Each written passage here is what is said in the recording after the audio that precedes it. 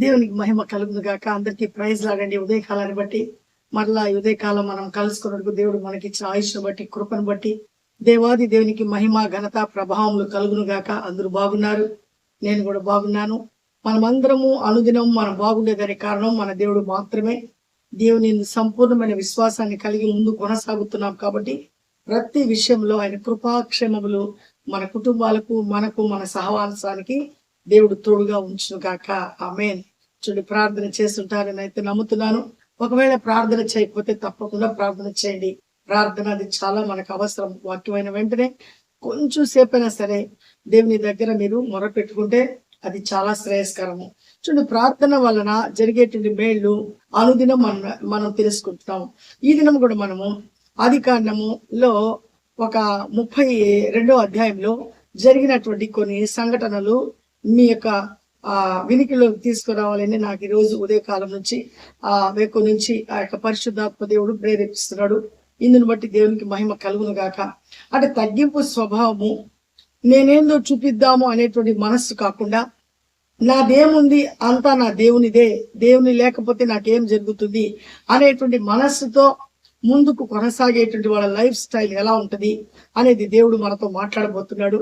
ఇక్కడ యాకోబు అనేటువంటి వాడు ఆ యొక్క ఇస్సాకు పుట్టినటువంటి రెండో కుమారుడుగా ఉంటున్నాడు. ఆయనైతే ఆ ఇస్సాకుకు 2 కుమారులు. ఒక అబ్బాయి పేరు ఏశావు, రెండో ఆయన పేరు ఇస్సాకు, యాకోబు. వీళ్ళిద్దరూ కలిసి అన్నదమ్ములుగా ఉంటారు. కానీ ఆ పుట్టిన మొదలుకొని వాళ్ళ పుట్టుక నుంచి ఒక పోరాటం అనేది స్టార్ట్ అవుతుంది. అంటే ఒకేసారి 2 కమల పిల్లలు పుట్టడం జరగద్ది. ఆ సమయంలో ఆ పెద్ద ఆయన రావాల్సింది బదులు చిన్న ఆయన మడిమ పట్టుకొని రావటం కూడా ఆ లేఖనం చెప్తుంది. అంటే అంత ఫాస్ట్ అనేటువంటి ఆ స్థితి కలిగినోడుగా ఉంటున్నాడు యాకోబు.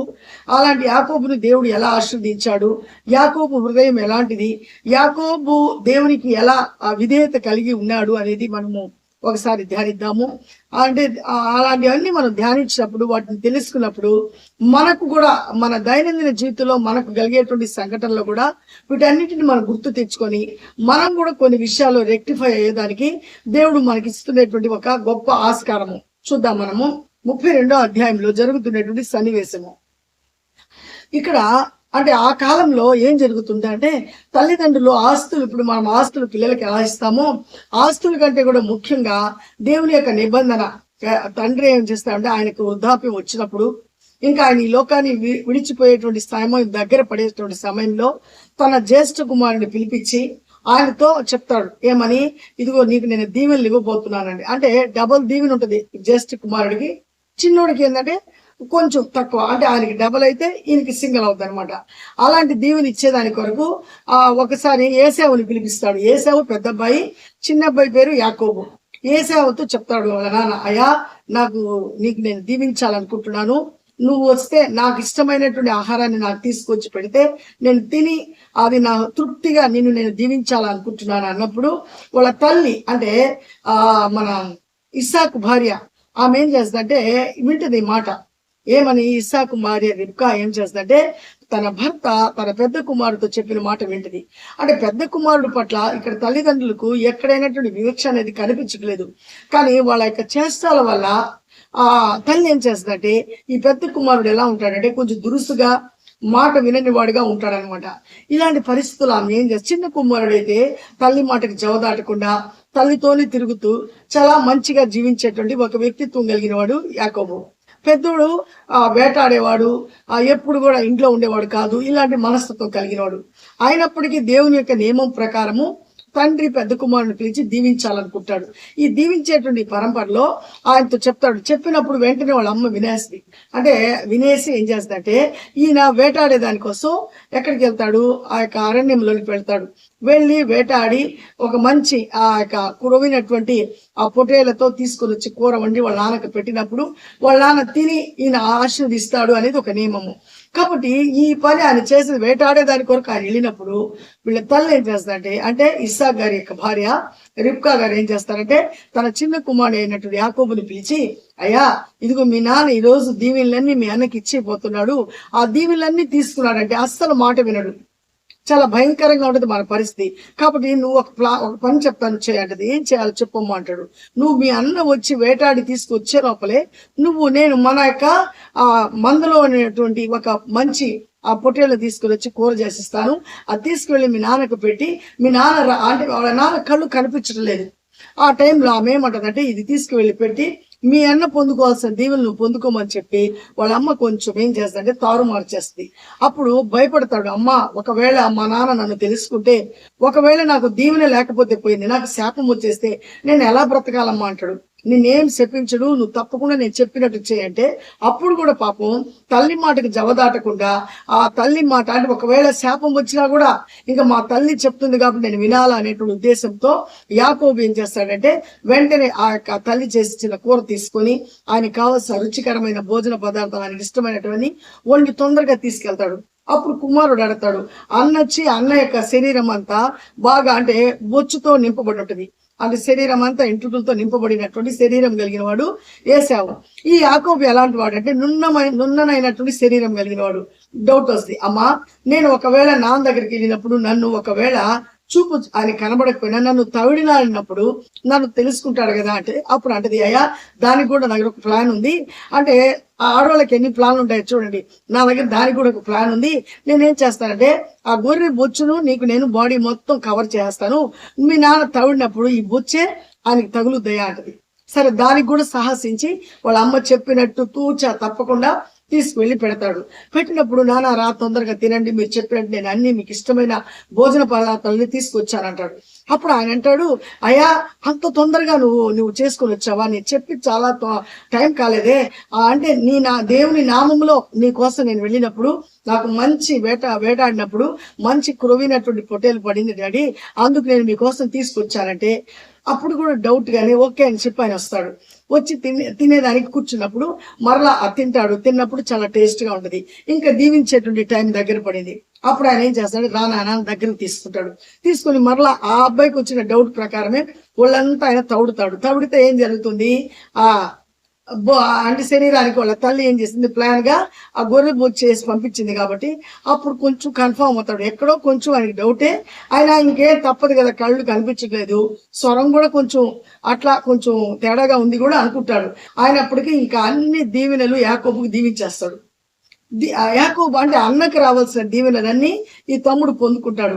స్వయంగా తన సొంత ఆలోచనతో రాలేదు, అది తల్లి ఆలోచనతో వచ్చాడు. ఆ తల్లికి కూడా ఏంటంటే అది దేవుని ఏర్పాటే, అంతకంటే ఇంక వేరేది అనుకునే దానికి వీల్లేదు. తర్వాత ఈ దీవెనలన్నీ పొందుకొని బయటకు వచ్చేసిన ఒక 2 hours తర్వాత వాళ్ళ అన్న వచ్చేసి గబ తీసుకొచ్చి వేటాడి తీసుకొచ్చినటువంటి ఆ యొక్క పొట్టేలతో వంటలు చేసుకుని మళ్ళా గబ తీసుకుని తండ్రి దగ్గరికి వస్తాడు. తండ్రి రారా తొందరగా తిని నన్ను దీవించాను అంటాడు. అప్పుడు ఆయన అంటాడు, ఏదేంది ఇంతకు ముందే కదా నాకు పెట్టావు, నేను దీవించేశాను కదా అంటే, అది ఎప్పుడు పెట్టావు డాడీ, నేను పోయాను వేటాడి తీసుకొచ్చేదానికి ఇంత టైం పట్టింది, నన్ను ఎప్పుడు నువ్వు దీవించావు అంటే, లేదే అని నేను దీవించేశానంటే అప్పుడు నాకు డౌట్ వస్తుంది. యాకోబు దగ్గర యాకోబు ఈ పని చేశాడని వాళ్ళ నాన్న అనుకుంటాడు. అప్పుడు అంటాడు, అయ్యా నేను మీ తమ్ముడు నీ యొక్క రూపంలో వచ్చి నాకు ఈ విధంగా భోజనాలు పెట్టి ఆ యొక్క దీవెనలన్నీ పొందుకున్నాడు. అయినప్పటికీ ఇంకా ఏసావు చాలా హర్ట్ అయిపోయి ఎలుగెత్తి ఏడుస్తాడు, నా తండ్రి నాకేం దీవెనలు లేవా అని. ఇంకేం దీవెనలు లేవయ్యా, ఇంకా మీ యొక్క తమ్ముడు యొక్క చేతి క్రిందే నువ్వు బతకాల్సిన పరిస్థితి, ఎందుకంటే నీకంటూ సొంత దీవెనలేంలో అన్ని ఆయనకి ఇచ్చేసాను, ఇంకా నువ్వు ఆయనకి లోబడి జీవించాల్సిందే అన్నప్పుడు చాలా బాధేసిపోద్ది ఆయనకి. ఆ బాధేసినప్పుడు ఆ కుమారుడు ఏం చేస్తాడంటే తమ్ముడు ఎక్కడున్నాడో ఆ తమ్ముడు చంపేయాలనేటువంటి ఆ యొక్క క్రోధం ఆయనలోకి వచ్చేస్తుంది. అది సహజమే, కోపం వచ్చేస్తుంది. కాబట్టి ఆ తల్లి అప్పుడు కూడా ఒక ప్లాన్ చేస్తుంది. అప్పుడు అంటే చిన్నోడు పిలిచి, అయ్యా నువ్వు ఈ రోజు మీ అన్నకు కోపం వచ్చింది, ఇప్పుడు మీ ఇద్దరు పెనుగులాడినప్పుడు ఈ రోజు ఎవరో ఒకరు చనిపోతారు, నేను ఒక్కరోజే నా బిడ్డలు ఇద్దరిని నేను పోగొట్టుకోవటం నా వల్ల కాదయ్యా, నేను ఒక ప్లాన్ ఉంది నా దగ్గర, నువ్వు వెంటనే నా తల్లిగారైన ఇంటికి నా అన్నదమ్ముడు ఉన్నాడు లాబాను, ఆయన దగ్గరికి వెళ్ళిపో, మీ అన్నకు కోపం తగ్గేదాకా నువ్వు అక్కడే ఉండు, కోపం తగ్గిన తర్వాత నేను మరలా నీకు చెప్పి పంపించినప్పుడు నువ్వు వచ్చేయమని చెప్పి ఒక ప్లాన్ ఇస్తుంది మళ్ళా. సరే ఆ ప్లాన్ ప్రకారం మరలా ఆయన ఏం చేస్తాడు, ఆ అమ్మ మాటకు వెంటనే విని వెళ్ళిపోతాడు. వెళ్ళి అక్కడికి వెళ్ళిన తర్వాత అక్కడ మావం దగ్గర ఆయన మోసపోయిన తర్వాత అక్కడ ఆయన కుమార్తెలకి ఇచ్చి ఇద్దరిని పెళ్లి చేస్తాడు. వాళ్ళందరు పిల్లలతో అంతా కలిసి ఇంకా అంటే 21 సంవత్సరం తర్వాత మరలా రిటర్న్ అవుతాడు. ఎక్కడికి? తల్లి ఇంటికి రిటర్న్ అవుతాడు. ఈ రిటర్న్ అయ్యే సమయంలో కొంచెం భయం వేస్తానికి, నేను వెళ్ళేటప్పటికి మా అన్నకు నా మీద కక్ష కార్పణ్యం ఉంటది. నేను ఒంటరిగా పోయాను. ఇప్పుడు భార్యలు, వాళ్ళ దాసీలు, పిల్లలు, ఇక్కడ నాకు సమస్త ఆస్తులతో అంటే గొర్రెలతో చాలా గొప్ప ధనవంతుడే వస్తున్నాడు. అయినా కూడా ఈ లోకంలో మనుషులు కొంచెం ధనం కలిగి అన్ని కలిగినప్పుడు వాడు వస్తే వాడంతా నేను చూసుకుంటాను, నా దగ్గర ఎంత సత్తా ఉంది అనుకుంటాం కదా. కానీ యాకోబు వాడు అనుకోవట్లేదు. యాకోబులో దైవత్వం ఉంది. యాకోబు ఏం చేస్తాడంటే, ఇవన్నీ నేను తీసుకెళ్తున్నాను, నా అన్న ఎదురు పడినప్పుడు నా బిడ్డలను నా భార్యలు అందరూ చంపుకోవాల్సిన పరిస్థితి ఏర్పడుతుందేమోనని తనకు భయం కలుగుతుంది. తర్వాత ఈయన వస్తున్నాడనే సంగతి తెలుసుకొని అన్న అక్కడి నుంచి కొంతమందిని తీసుకుని బయలుదేరి వస్తున్నాడనే సంగతి ఈయనకి వినిపిస్తుంది. ఇంకా భయం వేసిపోద్ది. ఇంకా మా అన్న వచ్చాడంటే అన్నిటినీ ఆయన నాకు కోల్పోయేటట్టు చేస్తాడు అని ఆయన ఏం చేస్తాడంటే, అక్కడ ఈ భార్యను పిల్లల్ని అందరిని ఏం చేస్తాడంటే ఆ యొక్క ఏరు అంటే వాళ్ళకు ఉండేటువంటి ఒక నది లాంటి దాన్ని అంటే ఆ యొక్క అడవిని దాటించేసిన తర్వాత ఆయన ఏం చేస్తాడంటే ఆ యొక్క అరణ్యంలో రాత్రంతా ప్రార్థన చేస్తాడు. ఆ ప్రార్థనకు దేవుడు దిగి వస్తాడు. అక్కడికి దిగి వచ్చినప్పుడు ఆ దేవుడితో పెనుగులాడి బ్రతిమాలుకుంటాడు, అయ్యా నన్ను దీవించు, అయ్యా నన్ను దీవించని. అంటే ఆల్రెడీగా ఈ లోక సంబంధమైన దీవెన ఆయన దగ్గర ఉంది. అయినప్పటికీ ఏం చేస్తున్నాడంటే, అయ్యా నన్ను దీవించు, నువ్వు దీవించకపోతే నేను విడిచిపెట్టను అంటున్నాడు. అప్పుడు నన్ను అంటే తెల్లారుతుంది నాన్న, నన్ను వదిలేసి నేను వెళ్ళిపోవాలని ఆ యొక్క దేవుడు అంటుంటే కూడా ఆయన ఏమంటే, నిన్ను వదలని గట్టిగా పెనుగులాడతాడు. ఆ పెనుగులాడినప్పుడు ఇక దేవుడు ఎంత చెప్పినా నువ్వు వినటలేదే అని ఆయన ఏం చేస్తాడంటే ఆయన గూడు తొడగుడ్డిని కొడతాడు. కొట్టిన వెంటనే అక్కడ ఆయనకి నరం తెగి ఇంకా నొప్పితో అలాగే పడిపోతాడు. అప్పుడు దేవుడిని వదిలేస్తాడు. అప్పుడు ఆయన ఏం చేస్తాడంటే ఇంకా అప్పుడు దేవుడు అంటాడు, నీ పేరు ఏం పేరు అంటే, నా పేరు యాకోబు అంటాడు. నీకు యాకోబు కాదు, నీకు ఈ రోజు నుంచి ఇజ్రాయెల్ గా నిన్ను మారుస్తున్నాను, అంటే ఇజ్రాయెల్ గా నిన్ను మార్చబోతున్నాను. ఇంకా నువ్వు యాకోబు కాదు. యాకోబు అంటే మోసగాడు, ఇజ్రాయెల్ అంటే దేవునికి మహిమార్థకరంగా ఇంకా దేవుని యొక్క జనాంగంగా నిలబడేటువంటి వాడుగా నువ్వు మూల పురుషుడుగా ఉండబోతున్నావు. కాబట్టి ఇంకా మీదట నువ్వు ఇజ్రాయెల్ వేణు అంటాడు. అంటే ఆయన నామంతోనే ఈ రోజు మనకి ఇజ్రాయెల్ కంట్రీ ఉంది.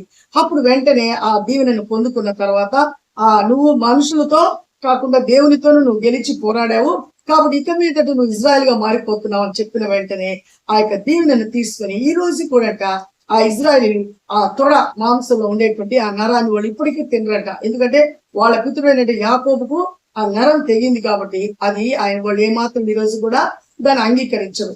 తర్వాత ఆయన ఏం చేస్తాడంటే ఇంకా ఎదుర్కొంటా పోతాడు. నేను చదువుతాను, వినండి మీరు. దేవునికి మహిమకి దేవుడు ఎన్నో అద్భుతాలు ఆశ్చర్యకార్యాలు ఈ గ్రంథంలో పెట్టున్నాడు. అవన్నీ మన దైనందిన జీవితంలో మనం ఇంప్లిమెంట్ చేసి వాటి ప్రకారం మనం జీవించినప్పుడు అది ఎంతో ఆశీర్వాదకరము, ఎంతో ఆనందకరంగా మన హృదయానికి ఉంటుంది.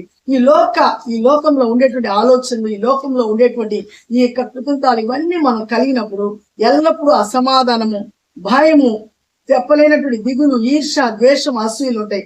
వీటన్నిటిని విడిచిపెట్టి దేవుని వాక్యాన్ని సంపూర్ణంగా అంగీకరించి వాటి ప్రకారం మనం జీవించినప్పుడు గొప్ప శక్తిని, ఆనందాన్ని మనం పొందుకుంటాం. చూడండి, ఇక్కడ 33వ అధ్యాయం చదువుతున్నాను.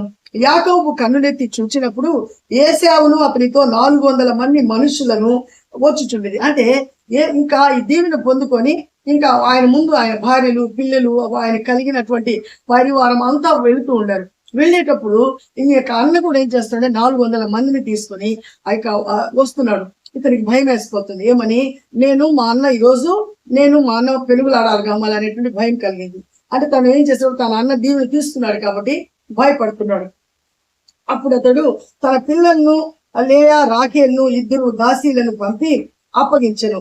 అతడు ముందర దాసీలను, వారి పిల్లలను, వారి వెనుక లేయాను, ఆమె పిల్లలను, ఆమె వెనుక రాఖేలను అంటే వాళ్ళ భార్యలను, వాళ్ళ పిల్లలను, తర్వాత వాళ్ళ దాసీలను, వాళ్ళ పిల్లలను, మందలను ముందు పెడతా వచ్చాడు. పెట్టి వెనక్కి వచ్చి అంటున్నాడు, లాస్ట్ చదువుతున్నాను చూడండి,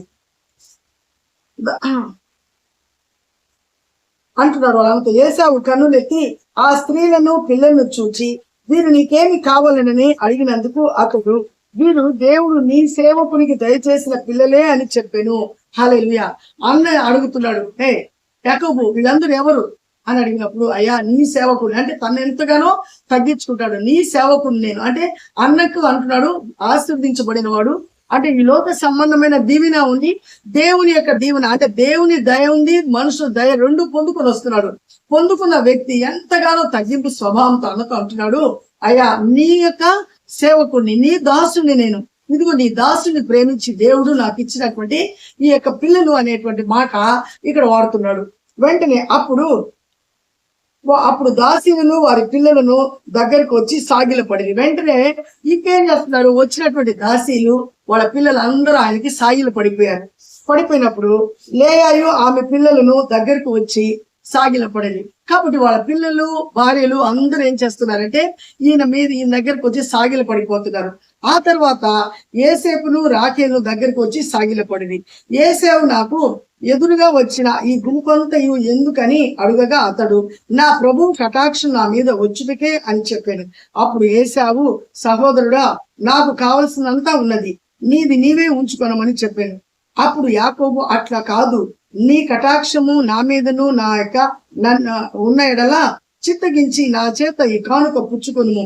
దేవుని ముఖము చూచినట్లు నీ ముఖమును చూచి తిని నీ కటాక్షము నా మీద వచ్చినది కదా అంటాడు. హల్లెలూయా.